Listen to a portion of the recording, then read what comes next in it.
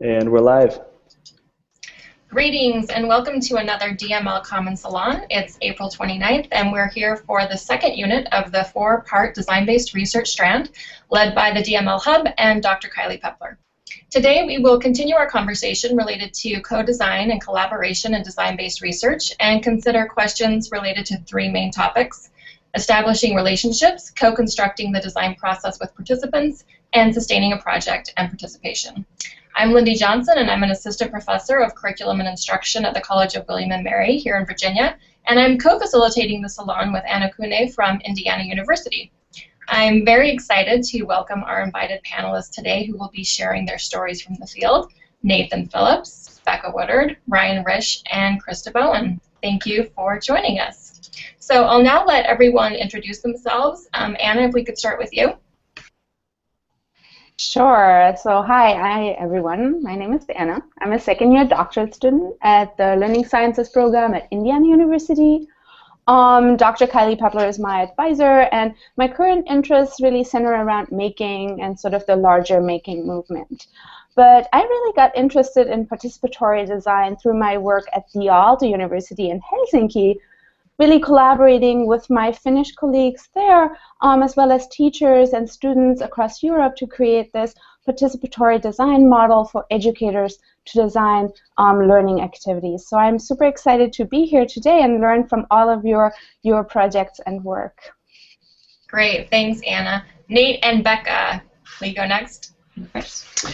I'm Nate Phillips. I'm an assistant professor of literacy, language, and culture at the University of Illinois at Chicago, and I study intersections of youth learning and literacy across lives.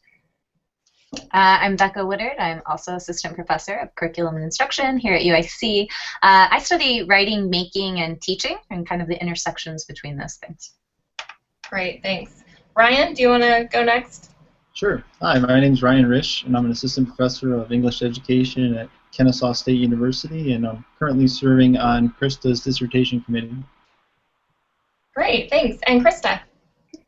I am a high school English teacher at Kennesaw State, working with Dr. Risch as an EDD student, and most of my experience in the classroom has been in the co-taught circumstance, and so I'm really interested in identity, the intersection of labeling and identities, and so I've been more and more looking at participatory design for how to invest my students in looking at the social structures of education. Fantastic. Great. Thanks so much for joining us. Two more things before we get started. If you are watching this Hangout from the DML Commons webpage, we encourage you to jump onto the Etherpad to converse with others who are watching, or to join the conversation on Twitter via the hashtag DML Commons. We'll be posting links to resources in the Etherpad throughout the unit, and the link to the Etherpad can be found on the bottom of the unit page under the resources section. Once you open the Etherpad, it would be great if you could add your name under roll call so we know who was all here today. And also we encourage you to share relevant projects that you know of or have been a part of in the Ethernet. A few really interesting examples have already been shared in the context of the professional pathways. So we wanted to start today with a short warm-up activity to learn a little bit more about those of you watching, and then we'll jump into our conversation with Nathan, Becca, Ryan, and Krista. So on the Etherpad, you'll notice that we added a link to a Google Drawing document. So it would be great if you could just click on that link. And what we have is two kind of dimensions to think about. So there's level of participation from high to low and relationship to participants from close to distant. So I'm just going to do a screen share here. To kind of walk folks through it. So yeah, if you just click on the link, and then you can just insert a text box or a shape and add kind of where you see your level of participation and your relationship to your participants in your research. So we have, some shapes already up from last week, but we're going to add some more shapes today. If you just add your name and maybe your where you're coming from or your institution, that would be great.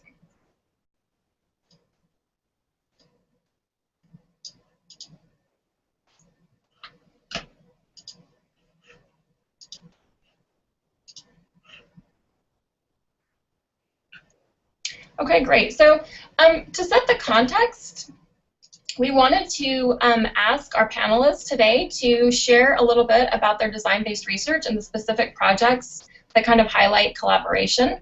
So Nate and Becca, we will start off with you. If you could tell us a little bit about your research questions, and just kind of set the stage or the context for us.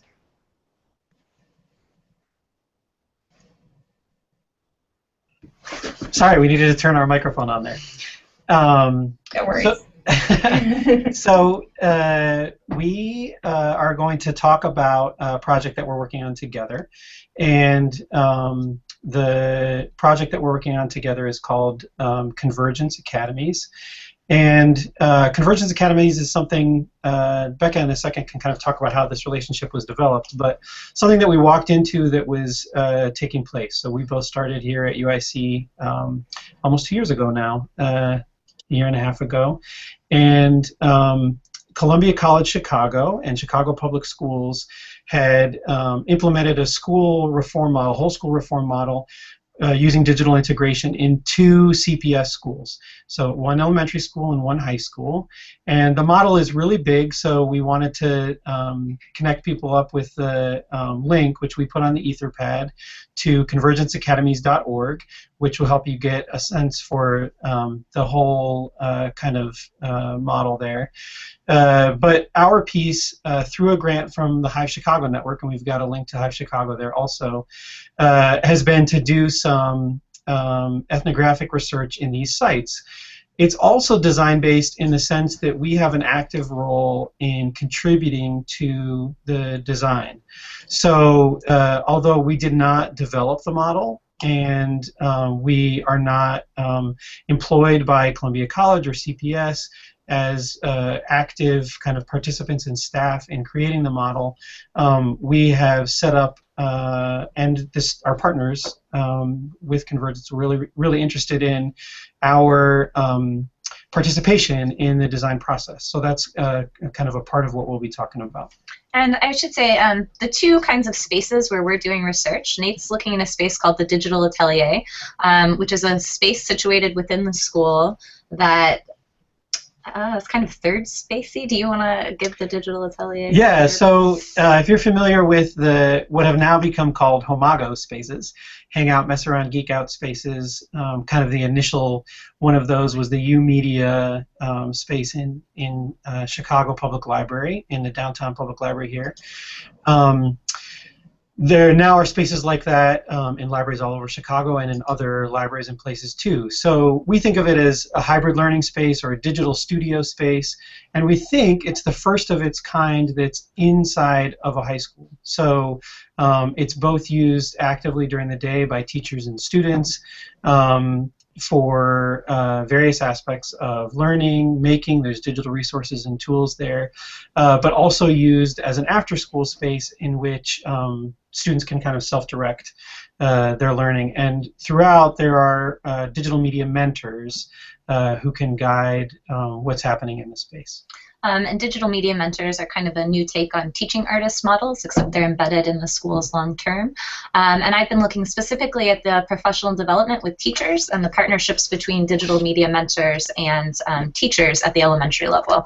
But overall, so to get to our research questions, we're both kind of looking at how connected learning principles are coming out, are being enacted or running into trouble spots in these different spaces in this big model. And we can talk about how that question developed and changed over time if we want to later. Yeah. Most of the main stuff. Yeah, I think one kind of thing to add is that did you talk about this working in the open? No, I didn't. Okay. I'm totally paying attention. So I think a key part of what we want to talk about today, what's really important about what we're thinking about and where we could use some feedback and kind of what we want to share, is around this process of what for high funding is an expectation, which is working in the open, is what they call it. And the idea that the process of work is followable, can be seen by people, virtually anywhere, can pay attention to what's happening with the process. And so you can imagine, in terms of research, this is a challenge to think about how to have the research process be something that's in the open. There's obviously ethical concerns for us. There are IRB issues and concerns. And so we're particularly interested today in sort of sharing that process for us, what we've learned, and what we're hoping to continue to learn. Great. Thanks so much, you guys. Really excited to hear more about that. All right, Brian and Krista, do you want to share a little bit about your project and where you are kind of in the process? Sure. Maybe, Krista, maybe I'll go first and frame it a little bit. I'm new to DVR, and I'm coming to it from the perspective of advising doctoral students in an EDD program. And at Kennesaw State, we've been having a conversation around the EDD in line with the Carnegie Project on reconceptualizing the education doctorate. And the conversation's been about not wanting the EDD to be a PhD light, like a lesser research degree, but wanting it to be both a research degree and an applied degree. Because primarily we're working with teachers who plan to stay in their buildings, and that raises a bunch of challenges when it comes to conceptualizing research and doing research in a place that you plan to stay, and doing research that's oriented towards equity and social justice, and navigating all the tensions that are involved with disrupting the status quo in a place that you're going to stay. And so we're finding, rather than do some of the work that we're more familiar with as faculty, the more sociocultural, descriptive studies that we've done ourselves, we've been gravitating towards DVR as a paradigm for helping our doctoral students thinking about designing a project that's oriented towards applying some kind of some kind of initiative in their teaching, or something that they can get some feedback for and work through an iterative process with their participants towards their goals, towards their teaching and learning or equity goals, as they may be. And so I've come to this conversation by and large through Krista's dissertation committee, and that's chaired by Megan Adams, who's done this work, and so she's kind of been my lead here for conceptualizing DVR. And so I just think I'm attracted to the framework for our students. I'm attracted to it myself and conceptualizing future projects, and I really appreciate how it's presented a set of questions and a framework for helping us think through what might a project look like in Krista's classroom, where she wants to ask some hard questions and she wants to challenge some institutional assumptions. And how do we do that? How do we do that with multiple stakeholders involved? Great, thanks, Ryan. So, Krista, do you want to share a little bit about what you're thinking about for your project? Yeah. Within the context of my school, I'm in a pretty successful school, but a school that marginalizes a lot of the students that fall without that typical definition of successful.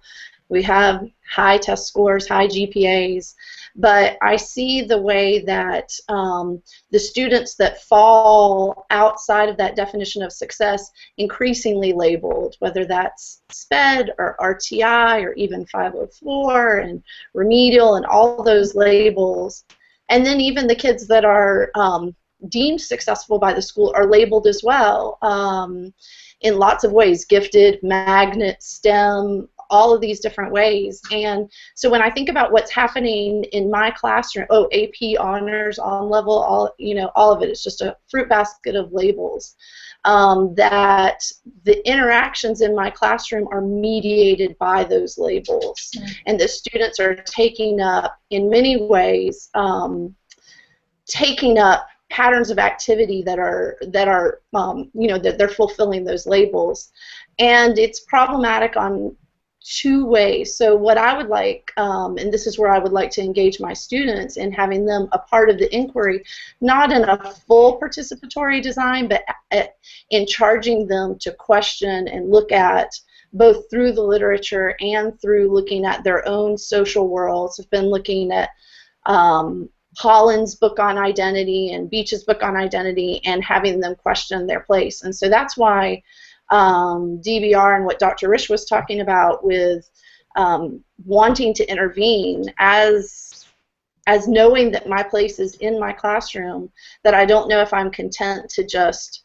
observe and see what's going on, but that I want to try to design. And that idea of design, I think, is so appealing, that it's got this cyclical process where I can keep trying different things and observing how it shifts the activities within my classroom. And so that's what I find really great about it. Questions for me are big questions, like Dr. Risch said, IRB, and I think that's going to be a big issue for me when I think about my school district's concern that my job in my classroom is to teach and that my students' job is to learn, and so I have to think about how I'm giving them this role outside of those normal patterns. So that's a big question for me. And then what the methodology is going to look like, because I'm still in the very early stages of framing it. That's great. As you were talking, Krista, I'm just reminded of Chris Gutierrez's comment that, you know, DBR is really a grammar of hope.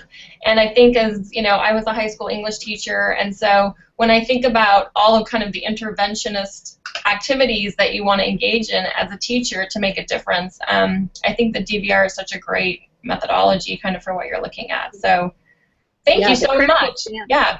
Go ahead. No, go ahead. Oh, no, I'm sorry. The critical stance is definitely something that, in looking at how my students can question the hierarchies, the status quo, and the way it's impacting their lives in the classroom and possibly even beyond the classroom. Great. Thank you so much. So, so the first topic that we kind of wanted to address for all of you to kind of think about is establishing relationships. And Nate and Becca, you kind of already talked a little bit about this because you kind of stepped into a project that was already going on, and Krista, you're in a little bit of a different, kind of a very different circumstance since you're the teacher of the class. But I'm wondering if you, all of you, can kind of talk about how you have established the relationships with the folks that you're working with. And one of the things that really stood out to me from Megan's article in 2010, when she was talking about Indigenous populations, and she was saying that, you know, a lot of times in research, the participants get kind of donuts and coffee, and the graduate student gets a PhD, or the professor gets a book out of it. So I'm also wondering if all of you can kind of talk about the ways in which you feel that the participants are benefiting from you being in the space and benefiting from your work, or if you kind of, how you're thinking about that. So maybe Nate and Becca, if we can start with you, and then we'll go over to Ryan and Krista. Perfect. So as far as establishing relationships for us, we have to do that at kind of multiple levels. So we have the Convergence staff who are implementing, but we also have the teachers and students who we're doing research with. We also have community partners that are coming in and out of the space. So for us, one key thing has been figuring out kind of who different gatekeepers are, and negotiating those over time with the people we're working with. And then just to speak to your question, Lindy, which I find really important, of what do the participants get for this.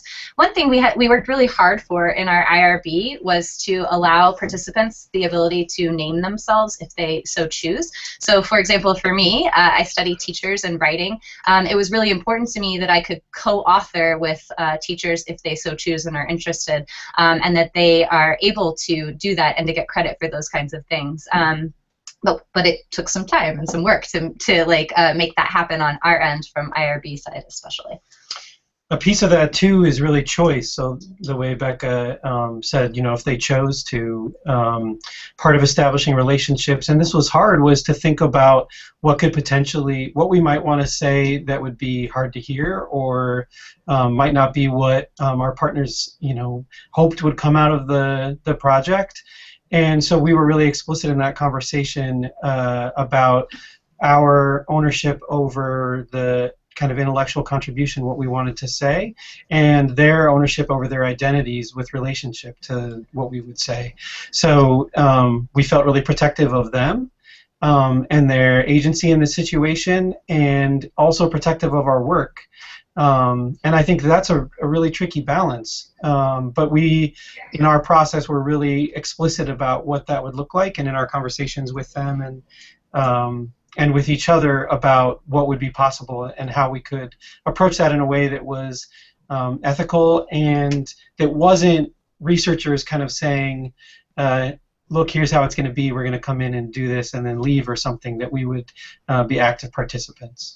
So one thing we did as we were doing the IRB process and designing sort of what our role would be was we set up a Memorandum of Understanding between us and the people implementing the program as far as what our feedback cycles with each other would look like, about how they might be used to iterate, about what data sharing might look like, about kind of protection for different participants, and we really explicitly took a couple rounds around that to make sure that everybody felt comfortable, and there's always room for that to change as we learn and grow together as a group. And just one last piece about that is, I think there were things that were surprises to us in that process, or things we weren't necessarily thinking about. So it was really good for us to hear and have to work to think about how we were going to take in the perspective and the needs of the people we were working with. So can you give us an example of something that was unexpected or a surprise? Sure. So this is a more recent one, but some of the employees of Convergence, specifically these mentors, are paid hourly by Convergence. And so our engagement in our research processes, for example, asking for an interview during their work time, even if it's a time that they were free or seemed to be available, is taking away from their work in which they're getting paid for because they're hourly employees. And so that's not something we came in recognizing as something that would be important to pay attention to and think about, but we had to build in how we would compensate and how that would come from us on the research side as opposed to from their employers. That's one example. Yeah, no, that's a great example. I think sometimes, these details are so easy to overlook, so it's great to just hear about how you're using capital and material, because that's something that Megan brought up as well, in her work, that the issue of money and who gets kind of paid for what is something that's really important to negotiate, and is, it's a reality for all of us, but especially folks who tend to be working in schools and in the community aren't often highly paid. And yeah, for Becca. us too, it's been interesting partnering with a group doing a lot of kind of nonprofit work. The money that they need to get grants to maintain the project and to keep it going. And so kind of what we're trying to do when we present are not always the same thing. Like, they're working to get money to get further grants for the project, which we think is great, but always not necessarily in line with presenting research. So it's just been some interesting kind of tensions around that. Yeah, great, thanks.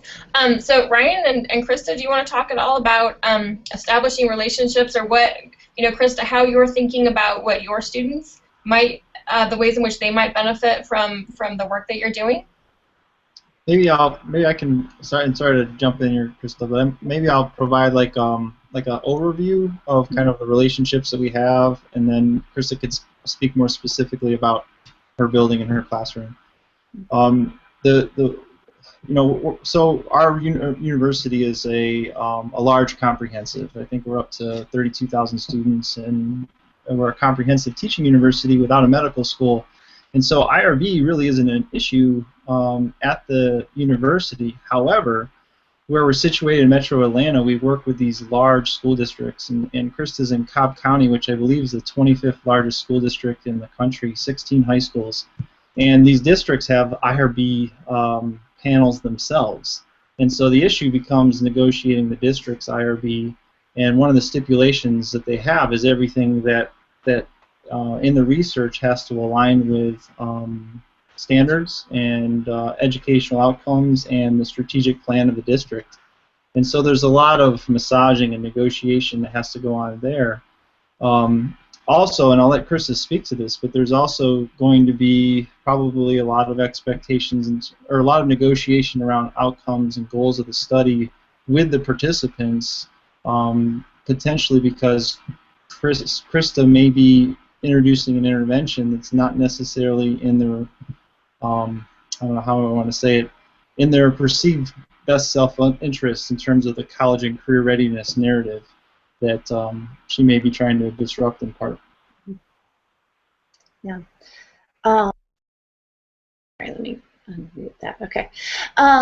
Yeah, in my classroom, so in my average co-taught classroom, I have a number of students who might have learning disabilities, but because we are a pretty high-stakes high school, I will have a huge range of abilities or participation in the school. So I might have students that are eligible or should be taking AP classes, but because they're taking AP Physics or AP US History, that they take on-level lit to balance, which is a good decision on their part to balance that.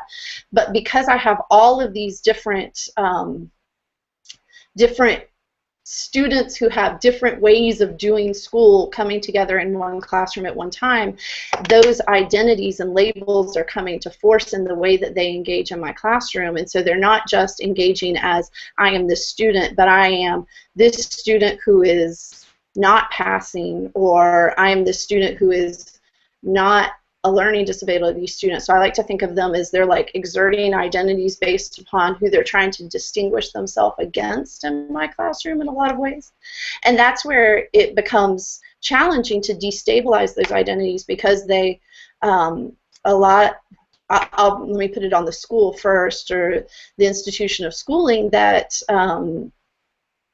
challenges our students to work within those hierarchies or to take advantage of those hierarchies, and they do it, right? Many of them successfully, but then the ones that are not successfully seem to get trapped outside of those hierarchies.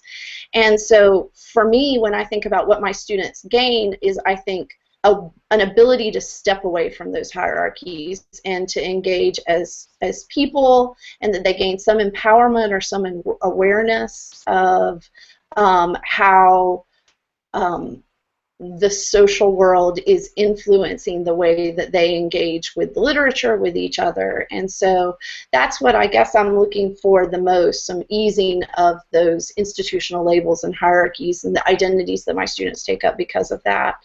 And so when I look at like Ernest Morell's work, who does critical participatory action research, the students become charged as researchers. That's not something that will be probably possible in my classroom and because of my district and things like that. But I think that there's somewhere else on the spectrum where I can make some of these movements where they become charged or empowered with examining these things becomes part of our classroom discussions. So that's what I'm hoping for. So I guess it's empowerment and understanding would be what I would hope they would gain. Yeah. And just from from a participatory perspective, I think our role then as faculty is who have done research in these schools is to help Krista navigate these conversations with district level stakeholders. Just from past experiences, I know a question we're going to get is, well, why would you want to do this anyway, right? Why would you want to investigate student identities or have them, question the status quo or that kind of thing? How does that help them on X entrance exam or B end of course assessment, right? And so it's interesting to have these. It's interesting to think about participatory design when there's such competing goals around why someone would go about doing this work and what perceived outcomes might be from it. So I'm optimistic, but there's some conversations that will need to be had.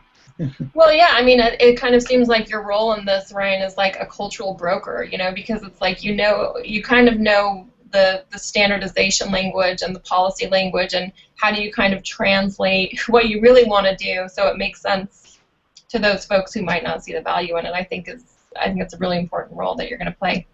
Anna, did you have a follow-up question? I do. So something that was brought up by Phil in last week's webinar that was also really mentioned in earlier today's conversation in professional pathways, where we're talking about participation, sort of community-based research. And which I feel really speaks to Krista and Ryan's work, but perhaps is also reflected in Nathan's and Becca's work, is sort of this idea of being embedded as well as sort of personally really invested in the community one asks to collaborate with. And so I was wondering if you could speak a little bit sort of about your experience in that area, and also think about sort of what would you recommend, you know, early career researchers who are sort of maybe just starting out on this to move forward in that direction. I think that you know, we're in a classroom space, and that makes a difference for being invested. I was a classroom teacher in high school, and for me at least, I'm definitely thinking about those, you know, in the way that that Krista and Ryan are talking about, kind of the pressures that teachers are under institutionally, and how that might not always be visible to me in terms of the research, or might not be foregrounded. And so I think it's really important to remember, you know, my own engagement in spaces like that, in relationships that are research-based at this point for me. And I don't know about like advice to early career researchers. I think asking questions, I think being open to critique, being open to hearing messages that might seem kind of hard or surprising. Part of our work, and Becca can maybe give a specific example that I think aligns with this, is being willing to hear things that maybe we weren't expecting, and being open to hearing those from the people that we're working with, so that we make changes, that we do things a little bit differently. I think Becca could give a good example of that from our work. You're thinking of the chain of command kind of things. So we have an example where I was reaching out with lots of research questions to somebody that worked there, and it kind of overwhelmed them, and then we had to sort of step back and establish a different who to go to for different kinds of questions. And at the time, I was very, like, feeling very bad about how I had approached the situation, but we kind of now, I think, as the relationships have developed, see a lot of this work as being co-constructed. So I was thinking earlier, Lindy, when you said about translating kind of goals to administrators and to staff, like, a lot of us, other than translating, has been co-constructing with maybe not so much administrators always, but definitely with the Convergence staff, and sometimes with teachers and students. What the research questions will be kind of a new direction to take something, something that they decide to iterate on that we weren't expecting, or that surprised us. And it's a lot more fluid, I think, in lots of ways than other kinds of research. Thanks so much for adding to this. Krista and Ryan, do you have anything to add to this? Yeah, I think, well, I think, you know, the way we think about helping, we don't have the situation where we have to help our doc students gain entry, because a lot of them are already embedded in the context in which they're going to conduct research. That prevents some opportunities, but also presents some challenges, as we've been talking about. And I really appreciate how Megan and Phil in the last webinar talked about articulating the politics of your study, and you know, asking, like, how do you know there's progress, right? So how does your design represent progress, and what are you progressing towards? And those are two places where there's going to have to be a lot of negotiation, not just in Krista's studies, but other students who are doing DVR work in our area, because the politics are going to be very different, right?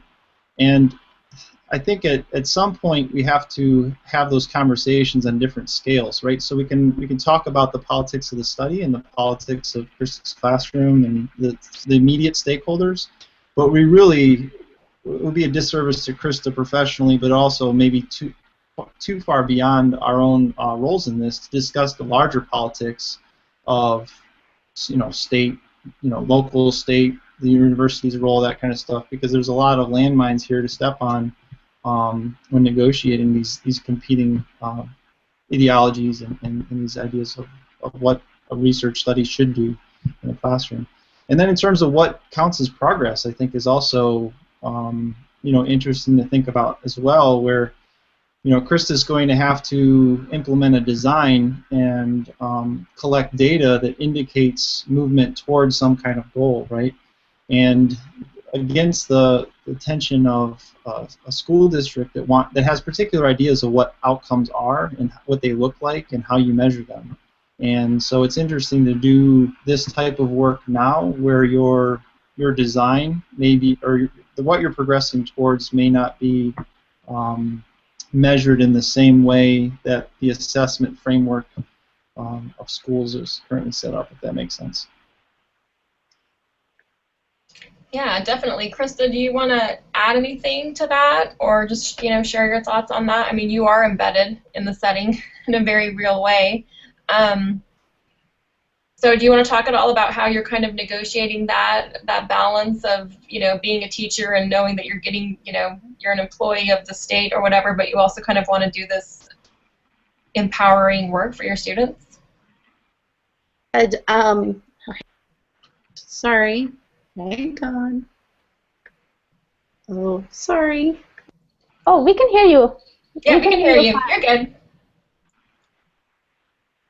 So, okay. The only thing that I would add, other than the political concerns, are my eye on my participants, or i.e. my students, and how relational it is for me with them, because in a lot of ways my students come into my classroom knowing what to expect, or thinking they know what to expect, to get their credit, to get their point on their GPA, and I'm rocking that, and I'm changing that. So I think part of the process, like what Becca and Nate were saying, is like about trust, and that they know that I have their interests at heart, even though I have a foot in two worlds. I'm both their classroom teacher, but I'm also asking them to challenge some of the roles that they take up in the classroom. So I think I just have to be aware and sensitive of what I'm asking for them to do. And so that's one of the things that I really like about the participatory design, is Dr. Rish and I were talking about this earlier. It's that research with instead of research on. But as their teacher, I think that becomes even a little bit more complicated for me, because I have the two roles in the classroom, kind of navigating between those two. But I think it's the trust and the having their best interest in heart will help me navigate that decision or those tensions. Yeah, great, thanks. One more follow-up question for you, Nate and Becca.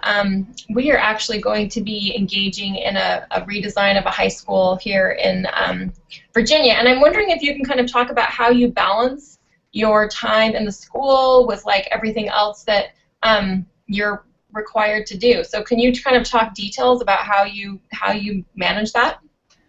Becca manages it well, and I don't manage it well.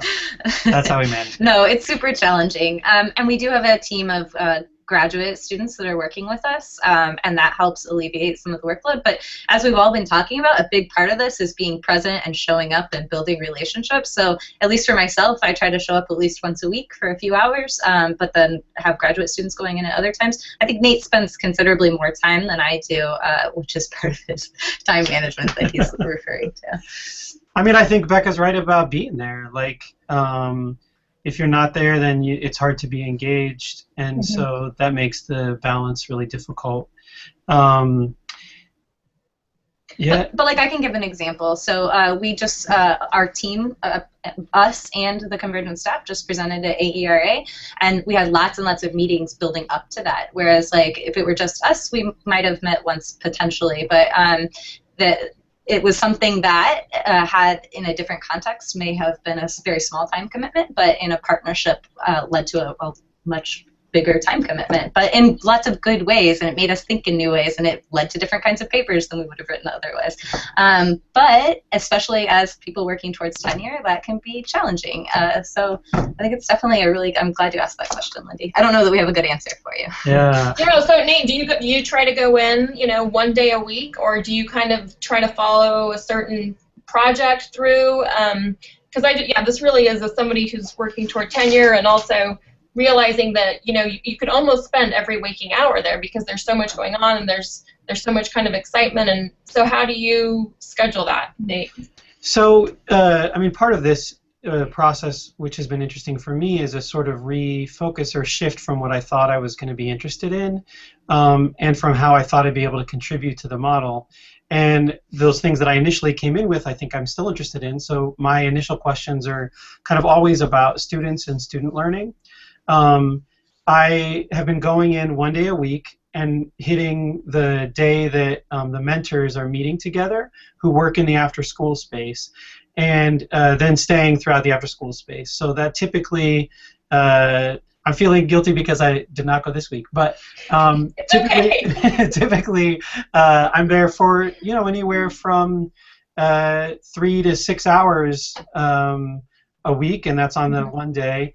And because I would hit this mentor meeting, I became particularly interested both, and it connected with my observations, the way the mentors were learning and teaching each other and engaging with young people in the space in ways that were really interesting to me, because they are not sort of prescriptive or connected to pedagogies, standards that are written out. Like, they've got to kind of on the fly do individualized instruction and, in their words, ramp up individual students' interests, or level up. Level up is the level up. Oh, it's very kind of video game. Right. Speak. Yeah. Cool.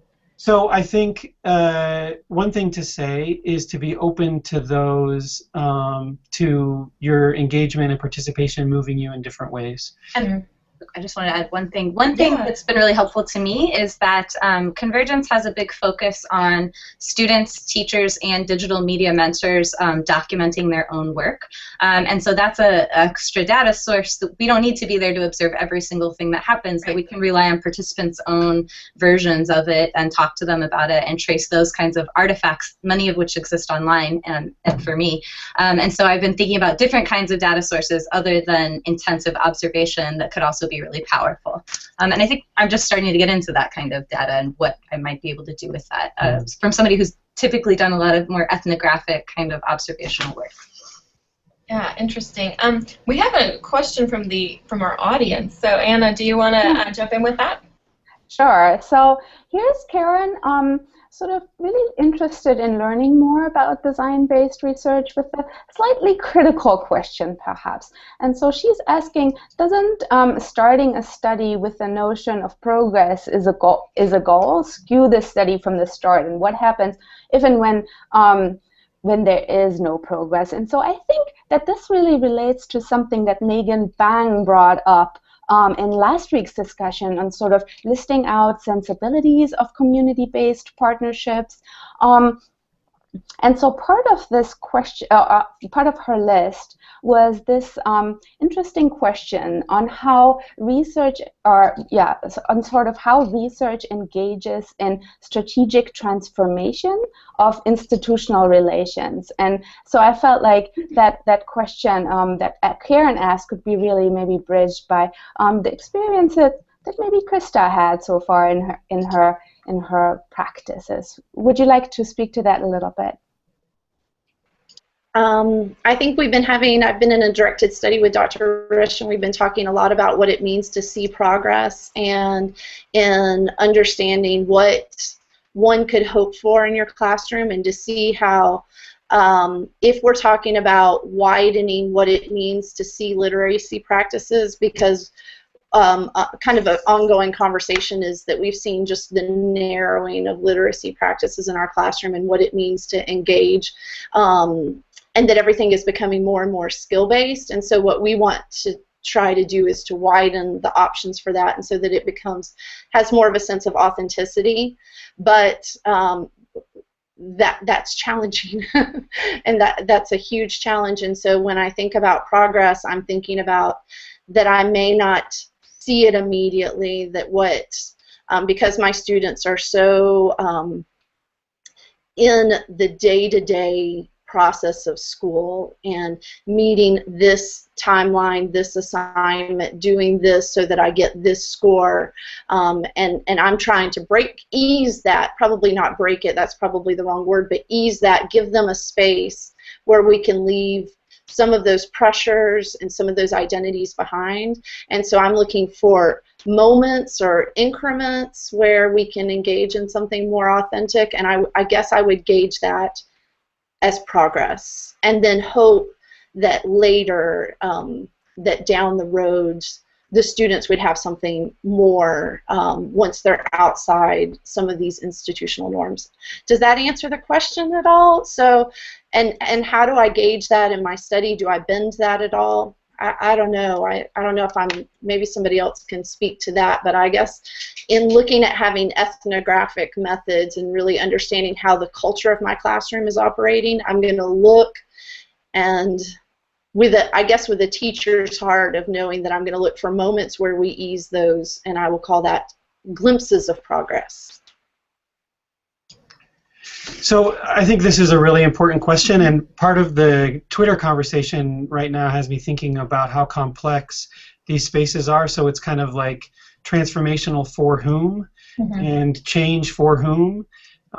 In schools, those are really complex questions, and I think Ryan and Krista have talked, to that quite a bit about how you have layers of administration and district, in addition to teachers, test scores. You have these laminations of pressures and engagements that mean it's hard to answer that question about what change and transformation are and for whom.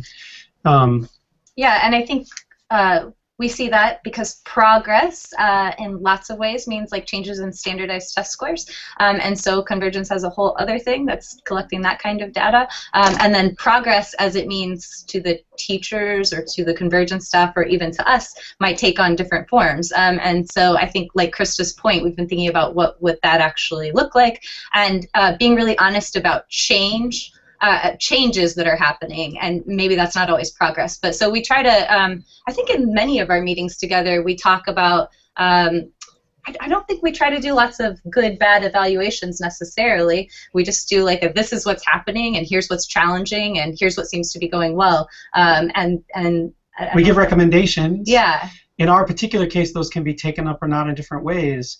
And the Convergence staff is also separate from school administration. And I think one way in which all of this was really present for us recently, so we presented it at AERA, like Becca said, and in the audience were school staff members, administration, people that we're talking directly about in our presentation. And that, I think, is good in the sense that it alerts you to that presence and really thinking about what that means. It's not some kind of abstract research response to ongoing problems and issues. There are real people involved, and that also helped us to think about those differences, in terms of how change might be or progress might be observed differently from different audiences. Yeah, that's great. I think you really are getting at kind of the complex work of DBR, and so hopefully that answers some of Karen's questions, but great questions. We also wanted Nathan and Becca, if you could share, you mentioned at the beginning of the webinar this idea of kind of openly documenting your process, and so if you could just talk about that, I think that would love to hear more about that process.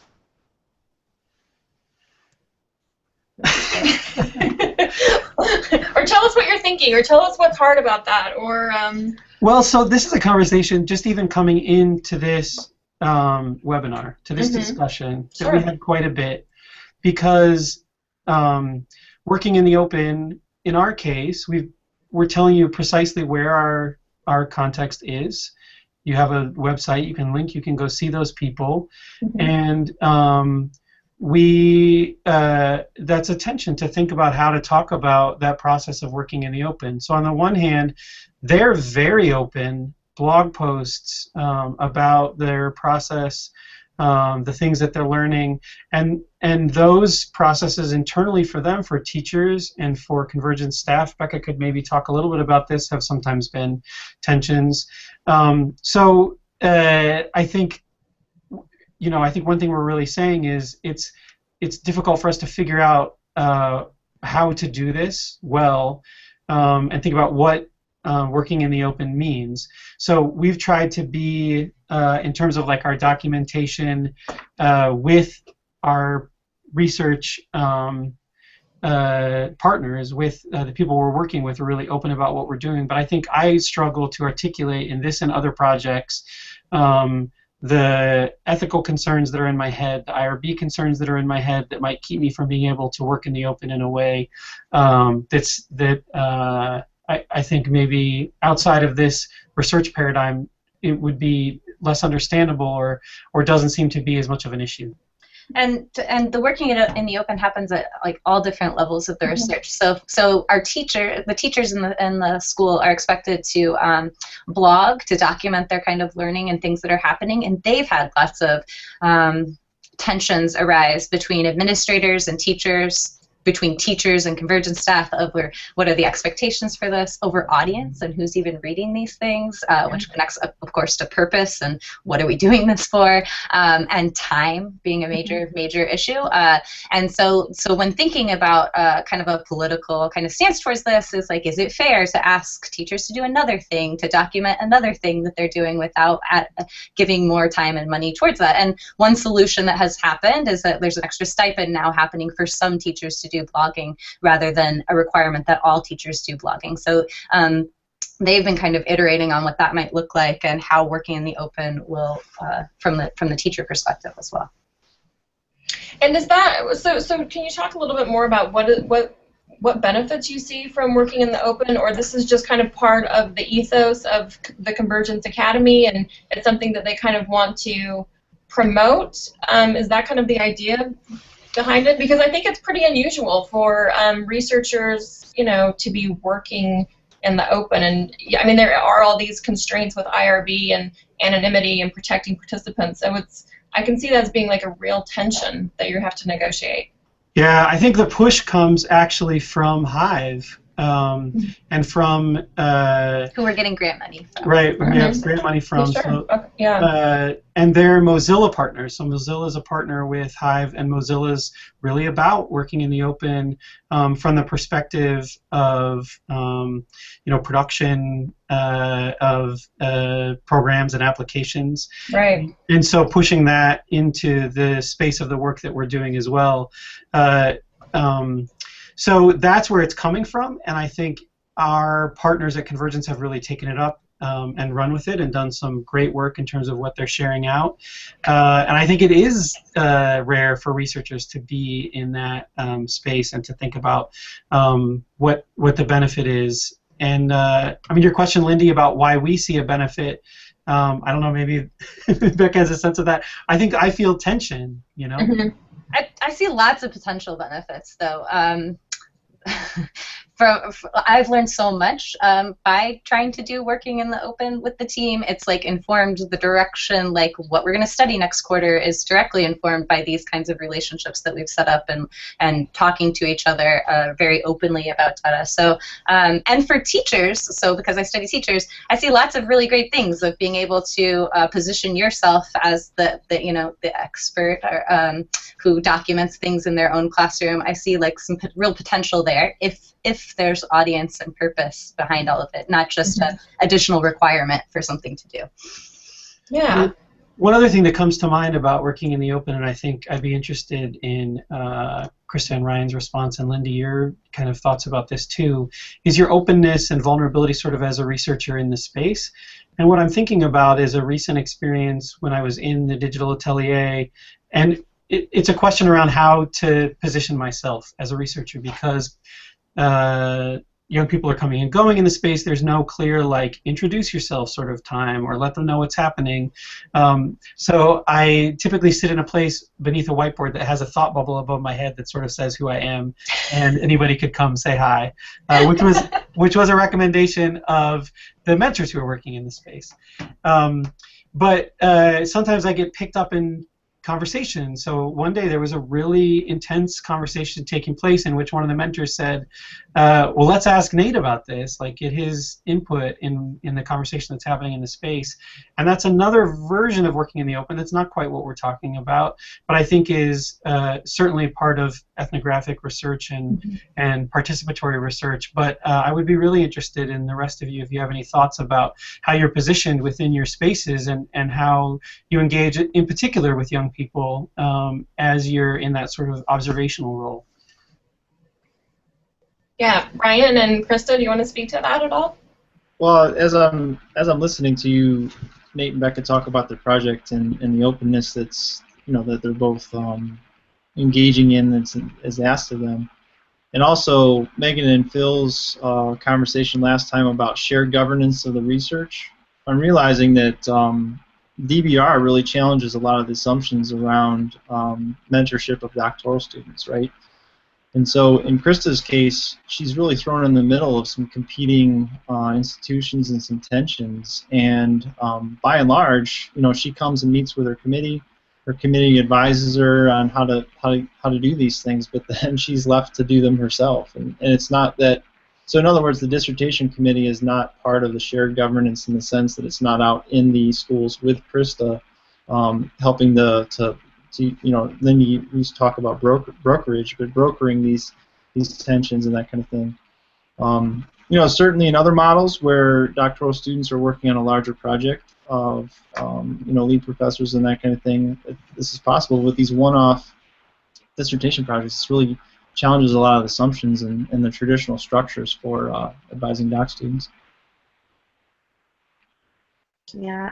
I think that working out in the open means a couple things for me, because it means what degree are my administrators and the school governance aware, and I guess even extended, although it's hard for me to even perceive anything larger, my county governance aware of what I'm trying to challenge in my classroom. But then to what degree are my students aware of what times I'm thinking about my research and what times I'm thinking about my classroom curriculum, and how that line is, and I mentioned that a second ago, but that's definitely a huge challenge, I think, for me being doing research in my own classroom, which I think is so valuable, and I think DBR really recognizes this allowing of close partnerships with teachers, and so that's complicated for me because I'm both a teacher and a doc student who is looking at theory and trying to bridge both of those things, but I have those dual memberships in that space, and I'm shifting back and forth. And so to what degree do I make my students aware, oh, right now I'm seeing something that's interesting for my dissertation, and then right now I'm thinking about you and what you are expressing and learning within the space of my classroom. And so I think I guess I would err on the side of openness always with my students and making them aware of what's happening, but it's challenging, and I honestly don't know exactly how I'll deal with it yet. Yeah, I think you've all touched on some really interesting ideas that are making me think back on my dissertation data, which is focused on, bringing principles of connected learning to teachers in public schools in a rural school district in the southeastern United States. To be, anonymous about it. But I think, when I think about connected learning and that one of the principles is being openly networked, I feel like so much of what happens in schools and so much of what happens in the academy is really blocked off from kind of the greater community. So I definitely feel like you feel, Nate, in terms of this tension around how open can I be as a researcher? What kinds of data can I share with my participants, and for what purpose, and who is the audience for that? But I am trying to really think, like Krista, kind of trying to push myself to be a little bit more open, because I do think that the practice of teaching and learning is and so much of what happens in school is so shut off, and people don't really know. Regular people don't really know what happens in schools, and so I think that that's something that I really want to push my thinking on. So thanks for your thoughts on working in the open and kind of paving the road for us, Nate and Becca. Appreciate that. So we're almost at the end of our hour, and I want to just take a minute to thank Nate and Becca and Ryan and Krista for joining us, and thank Anna for co-facilitating the salon. I also want to thank Jameson from the DLML Hub for all of his technical help, and thanks to all of you watching and participating in the Etherpad. So we encourage you to continue this conversation. I thought this was a great conversation today, and I feel like the conversation is just kind of getting started. I could talk to you guys about this for hours. Really, really interesting. So please continue the conversation on Twitter using the hashtag DML Commons or via your DML Commons blog. So this concludes Unit 2 of the Design-Based Research course, and next week we'll begin Unit 3, which will focus on making visible the struggles in design-based research. So if you'd like to keep updated about DML Commons, please sign up for the newsletter at dmlcommons.net and follow DML Commons on Twitter using the handle @DML Commons. So thanks again, everyone, for joining us, and ciao. I'll see you.